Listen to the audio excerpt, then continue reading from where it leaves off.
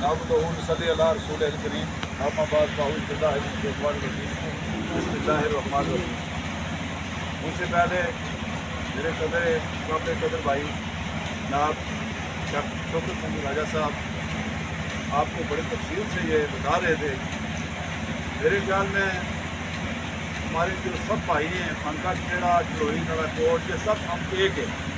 یہ کوئی دور نہیں ہے۔ جو مسائل ہیں ہمارے، چاہے وہ بجلی کے ہیں، چاہے وہ سڑک کے ہیں،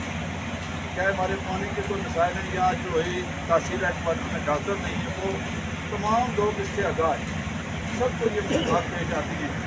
یہاں سے اگر کوئی مسئلہ کسی کو اسپتال کے حوالے سے بن جاتا ہے تو تقریباً وہاں پہنچتے ہیں اور وہاں سے وہ ٹکٹ دے دیتے ہیں کہ آپ نے ایئرپورٹ جانا ہے یا پنڈی جانا ہے،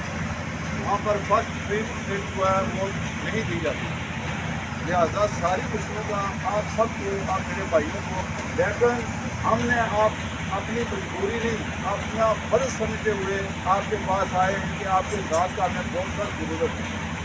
جب ہم کوئی کال دیں، ویسے تو ہم 14 مہینے سے لگے ہوئے ہیں۔ میں نے کل بھی ادھر کمال کے مقام پر یہ بات کہی تھی کہ جب 14 ماہ پہلے جلوئی میں ہم جو ہماری پورے آزاد کشمیر کی ایکشن کمیٹی نے ایکشن لیا آٹا اور بجلی کے حوالے سے، تو ہم نے بھی 4 5 6 آدمی میں ایکشن لیا اور ہم لوگوں کو جو اسٹرگل کی، ہم سب ان بھائیوں کا جو ہمارے بھائی مظفرآباد کے اندر جب ان کے گھڑے میں ہاتھ پڑا ہے